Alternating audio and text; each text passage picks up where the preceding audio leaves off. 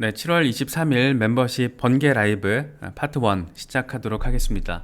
비트코인의 흐름이 참 어질어질해요. 이게 뭔가 조정을 한번 받을 거면 아예 차라리 그냥 빡세게 받았으면 좋겠는데 다소 조금 아차 싶으면서도 뭐 더 빠질 거면 그냥 아예 더 빠졌다가 리테스트하고 그냥 반등하지라는 생각이 좀 들 정도로 아슬아슬하게 지금 긍정적으로 바라보면 3만 달러 돌파 테스트가 순조롭게 이루어지고 있다. 일단 3만 달러 위에서만 잘 지지를 받아주면 아주 많이 참 좋겠다라는 생각을 갖게 만드는 부분은 긍정적인 부분이고, 다소 좀 걱정되는 부분은 이게 지금 정말 이제 바닥 테스트를 하고 3만 달러 위로 나아가기 위한 시작점인지, 아니면 한 번 더 29,000달러 초반까지 내지는 28,000달러 후반까지 리테스트를 하는 과정인 건지, 이게 지금 약간 모호해서 분석가들도 여러 가지 전망들을 지금 내놓고는 있지만 아주 이렇게 날카롭게 날이 서 있는 분석들은 별로 없는 것 같아요. 그래서 지금 상황이 보여주고 있는 어떤 모호함, 그런 것들까지 우리가 좀 느낄 수 있지 않나, 그런 생각이 듭니다. 그래서 지금 3만 달러 돌파 여부가 굉장히 중요한 거는 3만 달러가 20일 지수이동 평균이 자리하고 있기 때문에 단기적으로는 3만 달러 안정적인 지지 확보, 이게 가장 중요한 최대 관전 포인트라고 할 수 있다. 그래서 3만 달러 지지세 확보 이후에 31,200달러, 그리고 나서 32,400달러, 여기까지만 이제 해결이 잘 되면은 38,000달러까지 나아갈 수 있다. 이런 전망들이, 숫자는 조금씩 차이는 있지만 대체적으로 구간적인 측면에서 나눠보면 이런 전망들이 조금 무세하고, 다만 여기까지 가는 데 있어서 추가적인 바닥 테스트가 가능한데 3만 달러 지지를 받지 못하고 혹시라도 29,500달러 아래로 빠지게 될 경우에는, 최악의 경우에는 27,500달러 부근까지 리테스트가 가능하다. 이런 얘기들도 지금 함께 나오고 있습니다. 그래서 이제 다음 주 같은 경우에, 그러니까 이번 주 같은 경우에 새로운 한 주가 시작이 되면 굉장히 중요한 이벤트가 지금 기다리고 있잖아요. 연준 FOMC 이 금리 인상과 관련된 이슈가 떡하니 지금 자리하고 있기 때문에 다음 주에 조금 의미 있는 변동성이 시장에 찾아들 수 있다. 이런 부분들도 좀 체크를 해야 될 것 같습니다. 공포 탐욕 지수는 지금 하루 전에 52에서 2포인트 올라서 54, 그래서 여전히 중립 단계가 이어지고 있고, 비트코인 도미넌스 같은 경우에는 살짝 올랐어요. 살짝. 그래서 50% 전후에서 지금 걸쳐 있는 상황 확인할 수가 있습니다. 캡틴 파이빅이 분석을 한 건데, 이제 다음 주에 굉장히 큰 변동성이 온다라는 이야기를 하고 있습니다. 이 변동성이라는 거는 위쪽으로 반등을 하게 되는 건지 아래쪽으로 빠지게 되는 건지 그건 모르겠지만, 이거에 대해서 그 변동성의 방향성에 대해서 생각해 볼 수 있는 여러 가지 상황이 있는데, 이 네 가지를 제시를 했어요. 볼린저 밴드가 지금 좁아지고 있다. 볼린저 밴드가 좁아지고 있다라는 거는 아래쪽이 됐든 위쪽이 됐든 한번 터질 수 있다라는 걸 보여주는 거잖아요. 근데 또 지금 꾸준하게 거래 볼륨이 감소하고 있다라는 거예요. 그래서 이게 지금 거래 볼륨이 추가로 더 들어올 수 있다라는 어떤 기대감, 그리고 스토키 RSI가 지금 과매도 상태이기 때문에 과매도 이제 저 매수세가 이제 붙을 수 있는 단계. 그러니까 만약에 변동성이 한번 빵 와준다라면, 과매도 상태에서 매수세가 빵 붙어준다라면 방향성은 어딜까? 아래쪽보다는 위쪽이 될 수가 있고, 그걸 결정하는 결정적인 이벤트 FOMC 회의가 이제 곧 열리게 된다. 이렇게 지금 네 가지 상황이 연관성을 가지고 지금 물려서 이 차트 안에 지금 표시가 되어 있습니다. 그래서 이제 연준이 금리 결정을 어떻게 할지, 7월 금리 결정의 방향성은 뭐 지금 나와 있는데, 이제 뉘앙스가 중요한 거겠죠. 마이클 반데포페 같은 경우에도 지금 29,000달러까지의 후퇴 가능성에 대해서도 염두를 두고 있어요. 그래서 29,000달러까지 만약에 빠진다라면 여기까지 훅 하고 떨어지면 나는 롱 잡을 거야. 라는 얘기를 하고 있거든요. 그래서 그 이후에 3200달러 거쳐서 3400달러, 여기까지 리테스트를 하고 나면 31,500달러까지 가능하다. 뭐 이런 얘기를 하고 있습니다. 그러니까 추가적인 후퇴를 하더라도 그건 오히려 기회가 될 거란 얘기를 이렇게 지금 하고 있는 거죠. 그래서 선물 거래 하시는 분들은 이런 상황들 이미 뭐 체크를 하셨겠죠. 하셨을 거라고 생각을 하는데, 이런 전문 트레이더들도 그런 상황을 염두에 두고 지금 시장을 바라보고 있다. 이렇게 체크를 하시면 될 것 같습니다. 닥터 프라핏도 지금 비슷한 얘기를 해요. 조금 근거는 다른데, 이 양반은 조금 약간 자기 과시적인 측면이 좀 강한데, 내가 얘기했잖아, 31,000달러 찍었을 때부터 29,000달러 곧 간다고 얘기했잖아, 막 이러면서 지금 50일 지수이동 평균을 터치를 하면 급반등이 나오거든. 뭐 터치를 해서 급반등이 나올 거야. 그래서 50일 지수 이동 평균이 지금 29,000달러 부근에 자리하고 있기 때문에 이 양반은 29,000달러까지 한번 가서 유동성 확인을 하고 여기서 반등할 거야. 이런 얘기를 지금 하고 있습니다. 약간 설명은 다른데 비슷한 얘기 지금 하고 있는 거죠. 29,000달러 얘기를 지금 계속 하고 있습니다. 그래서 추가적인 후퇴 가능성 아주 크게 빠지지는 않을 것 같은데 29,000달러까지는 조금 우리가 염두를 해둘 필요가 있어 라는 얘기를 하고 있으니까 이런 상황들 뭐 추가 매수를 단행하실 분들 같은 경우에는 이런 상황들도 체크를 하시면 좋을 것 같습니다. 이 머스타 씨가 분석을 한 거거든요. 이 양반은 지금 20주 이동평균과 200주 이동평균의 골든크로스가 확인이 됐다라는 점에 방점을 찍고 있습니다. 골든크로스가 확인이 되면 시세 반등, 골든크로스가 확인이 되면 시세 반등, 골든크로스가 아니고 역방향으로 확인이 되면 하락. 근데 이번에 골든크로스 발생. 그럼 어떻게 될까? 반등할 거야. 역사적으로 그게 증명이 됐기 때문에 이번에도 그렇게 될 거야. 그래서 어떤 역사적인 상황이 반복이 된다라면 반등 가능성이 있다. 뭐 이런 얘기를 지금 머스타 씨는 하고 있다라고 생각을 할 수가 있어요. 이건 맥스가 얘기를 한 건데 이것도 역사적인 반복성에 기반을 두고 있는 건데 어떻게 패턴이 차트가 이렇게 똑같나 싶은 생각이 좀 들기도 해요. 그래서 거대한 상단 저항을 확인하는 상황에서 그 중간 단계에서 이 버티컬 축적 단계가 이게 진행이 되거든. 물론 그 사이에 급락도 있어. 똑같아요. 거대한 트렌드 라인이 있고 버티컬 축적 단계가 지금 진행이 되는데 그 사이에 급락 풀트랩이 한번 나와줘요. 그러면서 추가적인 하락이 가능할 수도 있겠지만 결국엔 반등해요. 과거에 그랬던 것처럼. 쐐기 패턴이 지금 딱 형성되고 있는데 이게 지금 축적의 단계라고 이야기를 하고 있고 이건 옛날에 저번에도 그랬어. 저번 강세장에서도. 그래서 이런 걸 참고를 하면 이제 좀만 있어봐. 그러면은 8만 달러 이상으로 나아가는 모습을 우리가 바라볼 수 있을 거야 라고 지금 맥스는 이야기를 하고 있습니다. 이건 T애널리스트거든요. 뭐 요즘에 조금 한동안 좀 조용하더니 다시 입을 열었습니다. 2012년, 2015년, 2019년 그리고 지금의 상황을 비교를 한 건데 똑같다는 거예요. 패턴이 약세장 어마어마한 마이너스 70에서 마이너스 80%까지 어마어마한 약세장을 겪고 나서 거대한 포물선형 랠리를 반감기 전으로 이제 확인하게 됐어. 그래서 2012년도에 1200달러 와 2015년도에 19,000달러 그리고 2019년도 강세장에서 2021년에 이제 69,000달러를 찍은 거잖아요. 그래서 지금 약세장을 이미 겪었기 때문에 여기가 지금 우리가 있다라는 거예요. 그래서 추가적으로 빠지더라도 결과적으로는 포물선형 랠리, 파라볼릭 랠리를 하게 될 거야. 그래서 반감기 거치고 나서 2025년쯤에는 40만 달러까지 가능할 거야. 뭐 이런 얘기를 하고 있습니다. 와, 1200달러. 이런 때가 있었습니다. 왜 이때는 몰랐을까? 왜 이때는 우리는 이걸 몰랐을까? 뭐 이런 생각도 좀 들죠. 그래서 T애널리스트 같은 어떤 전폭적인 시세 전망을 하는 사람들은 이렇게 조금 차트를 키워서 넓게 바라보면서 이 한 시즌별로 보는 거잖아요. 강세장이 시즌별로 2012년 시즌에 이랬고 15년 시즌에도 이랬고 19년에도 그랬으니까 23년 시즌에도 이럴 거고 시점은 빠르면 2024년 연말이고 늦어도 2025년 중반 연말 그 사이에는 분명히 될 거야 라는 얘기를 지금 하고 있는 겁니다. 요런 전반적인 거를 이번에 라크 데이비스가 조금 설명을 해놨더라고요. 그래서 2023년 이제 숫자 잘못 써놨는데 2023년 올해 고점은 48,000달러가 될 거고 반감기를 앞두고 3만 달러까지 후퇴할 가능성이 있어. 그래서 2024년 말 아니면은 2025년 중반에 시장은 정점을 찍을 건데 가격은 얼마가 된다? 15만 달러까지 비트코인은 확인을 할 거야. 그래서 지금 여기서 라크 데이비스 같은 경우에는 올해 48,000달러 찍고 반감기 전후 시점에서 3만 달러, 그러니까 전이겠죠. 반감기 전에 3만 달러까지 후퇴를 한다. 우리가 지난주에도 여러 차례 짚어봤지만 그 반감기 전에 그 프리헤빙 시즌의 박스권 저점과 고점을 확인을 했었잖아요. 대체적으로 분석가들이 숫자는 조금 다르지만 그 저점이 2만 달러에서 3만 달러 사이, 고점이 5만 달러 부근. 그러니까 오르더라도 5만 달러까지는 오를 수 있고 빠지더라도 2만 달러 초반까지도 후퇴할 수 있는 거야. 그냥 커다란 박스권 안에서 횡보를 하다가 반감기를 맞게 되는 거야. 그러니까 5만 달러까지 갈 수도 있지만 2만 달러까지 갈 수도 있어. 그리고 나서 반감기 랠리를 시작할 거야. 뭐 이런 걸 우리가 몇 번 짚어봤는데 라크 데이비스는 지금 숫자는 조금 다르지만 비슷한 얘기하고 있는 겁니다.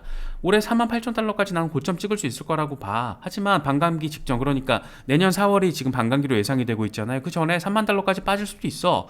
그러니까 큰 어떤 그 박스권 어떤 축적의 단계, 박스권 횡보의 단계를 구간을 지금 3만 달러에서 4만 8천 달러까지 보고 있는 겁니다. 그래서 꾸준히 축적을 하시는 분들은 그냥 축적해 가시면 되는 거고, 중간중간 롤링업을 하실 분들은 이런 거 있잖아요.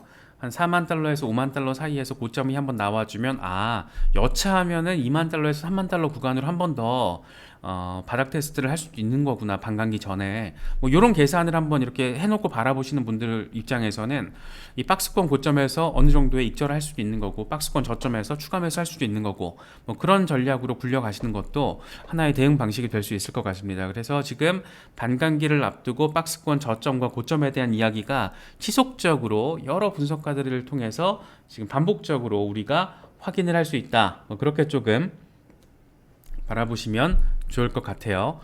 이 크리스 밴딕슨이라는 사람이 이런 얘기를 해요. 지금 사실 이제 이번에 비트코인이 급반등을 하는 데 있어서 가장 큰 영향을 미쳤던 게 블랙록과 피델리티 등 월가의 거물급 기관들이 비트코인 현물 ETF를 출시를 한 건데, 과연 이게 얼마나 언제쯤 승인이 될 것이냐, 이게 굉장히 큰 이슈 가운데 하나인 거잖아요. 그래서 지금 우리 입장에서 일반적인 상황에서 바라봤을 때 동기신들이 왜 지금 승인 신청을 한 걸까라는 걸 생각을 해보면, 반감기 전에 승인을 받고 나서 다음 반감기 전후 시점에 적극적으로 작업을 해서 돈을 어마어마하게 벌려고 하는 거구나 라는 어떤 합리적인 추론이 가능한데, 지금 크리스 밴딕슨 같은 사람은 블랙록의 ETF 승인은 상당한 시간이 걸릴 것으로 생각이 된다. 그래서 블랙록이 서류를 보완해 가면서 코인베이스를 감시 공유 계약 파트너로서 지정을 했지만, 그래도 이게 빵하고 갑자기 빠르게 승인되기에는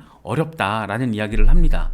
그러면서 이런 얘기를 해요. 이 SEC 같은 경우에는 암호화폐 거래량이 큰 이 시장에 대한 감시 공유 계약이 필요하다라고 이야기를 하는데, 그 거래량이 크다라는 거, 이 마켓이 크게 활성화되어 있다라는 게 기준이 뭔지가 지금 안 나와 있다라는 거예요. 그러니까 SEC가 여전히 모호하게 이야기를 하니까 헤맬 수 있다라는 얘기를 지금 하고 있는 거거든요. 거래량이 크다라는 게, 미국 내에서 거래량이 가장 큰 건 코인베이스죠. 그러니까 코인베이스를 블랙록이 감시 공유 계약의 당사자로 파트너로 데리고 온 거는 상식적인 어떤 전략적인 결정이라고 할 수가 있습니다. 그런데 문제는 뭐냐면, 전 세계 글로벌한 관점에서 바라봤을 때 비트코인 현물 거래량의 큰 부분을 차지하는 건 코인베이스가 아니라는 거죠. 미국 밖에 있다는 거죠. 밖에 있다라는 거죠. 바이낸스를 비롯해서. 그래서 그러면 지금 SEC가 말하는 거는 거래량이 큰, 거래가 활발하게 이루어지고 있는 시장에 대한 감시 공유 계약을 맺어서 가격 조작 가능성을 줄이겠다라는 게 지금 SEC의 목표인데, 문제는 뭐냐면 미국에서 거래량이 가장 큰 거래소가 코인베이스고, 블랙록의 입장에서는 그렇기 때문에 코인베이스와 감시 공유 계약 체결을 하면서 가격 조작이 함부로 발생할 수 없는 상황을 장치를 만들어서 SEC한테 지금 던져준 거잖아요. 자, 이렇게 가면 니네들이 언제든지 원할 때 코인베이스가 어떻게 지금 가격 조작을 하고 있는지 안 하는지 이거 체크할 수 있어 라고 지금 장치를 만든 건데, 문제는 그런데 비트코인의 가격은 글로벌하게 움직이고 미국 내부에서 가격 조작 시도가 이루어지지 않더라도 미국 밖에서 어떤 안 좋은 어떤 그 의도를 가진 시도가 이루어진다라면 가격 조작이 이루어질 수 있는 거거든요. 왜냐하면 대부분의 비트코인 현물 거래는 미국 안이 아니고 미국 밖에서 발생하기 때문이야. 이것도 사실 말은 되죠. 그럼 그렇게 따지면은 미국에서는 아무것도 못한다라는 거잖아요. 와, 과연 이거를 그러면 이 월가의 거물들이 이걸 그냥 가만히 보고 있을까? 그렇지 않다라는 거죠. 그러니까 이게 지금 SEC 입장에서도 이게 과도기적인 상황에서 뭔가 명확하게 기준 제시가 안 되다 보니까 서로 지금 혼선이 빚어지고 있는 상황인 거예요. 그래서 지금 크리스 밴딕슨 같은 경우에는 전반적인 그런 걸 지금 토대로 이야기를 하고 있는 것 같은데, 사실 맞는 말이긴 합니다. 코인베이스가 아무리 열심히 한다라고 해도 뭐 혹여 만약에라도 그럴 가능성이 높지는 않지만 미국 밖에 있는 거래소, 뭐 바이낸스나 어디 유럽에 있는 거래소에서 작정하고 비트코인 가격 조작하려고 달려든다라면 그럴 수도 있겠죠. 그런데 그러긴 쉽지 않을 거예요. 그러긴 쉽지 않을 거예요. 왜냐하면 그런 식으로 하면 바로 이제 기소 대상이 될 수 있기 때문에 그러긴 쉽지 않을 거라서 그럼 뭘 원하는 걸까? 어떻게 해야 된다라는 걸까? 여기에 대한 답이 지금 없다라는 게 이제 문제겠죠. 뭐 그러면은 블랙록이 바이낸스랑 파트너십을 맺어야 되나? 이것도 말이 안 되잖아요.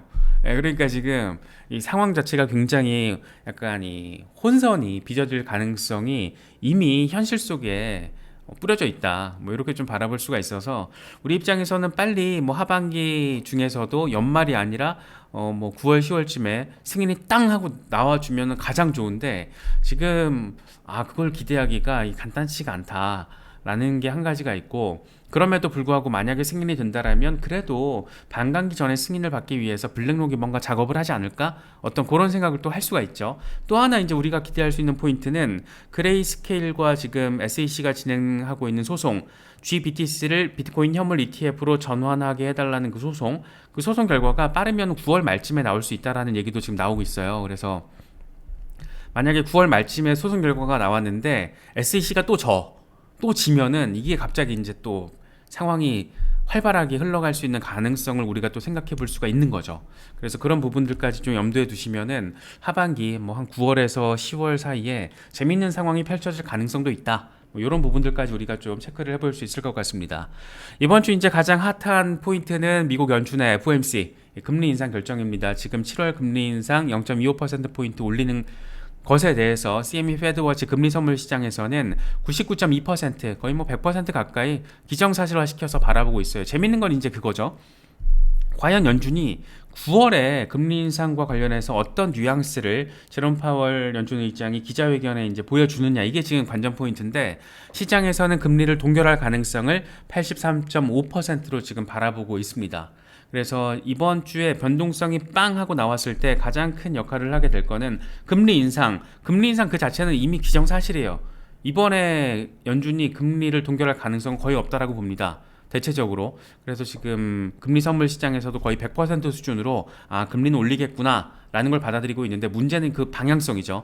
그래서 제롬 파월 연준 의장이 예를 들어서 식료품 식량 가격, 식량 위기 상황 이런 거에 대한 우려를 강조하면서 연준이 아직 더 해야 될 일이 많아서 올해는 물론이고 내년까지 이어질 수 있다. 뭐 이런 식으로 얘기를 하면 이제 시장 한번 무너질 거예요. 무너질 건데 그게 아니고 상황은 나아지고 있고 조금 더 개선점이 있는지 관망하겠다 뭐 이런 정도로 이제 뉘앙스가 나와주면 시장이 안도 랠리를 하겠죠. 그러면서 이제 9월에도 동결될 가능성이 조금 더 높아질 거고 뭐 그렇게 될 건데 그래서 중요한 거는 금리 인상은 이제 기정사실이지만 제롬 파월 연준 의장이 어떤 뉘앙스로 기자회견을 통해서 이야기를 하느냐 그게 상당히 중요하다. 이렇게 조금 바라보시면 될 것 같고 이제 또 한 가지가 있죠.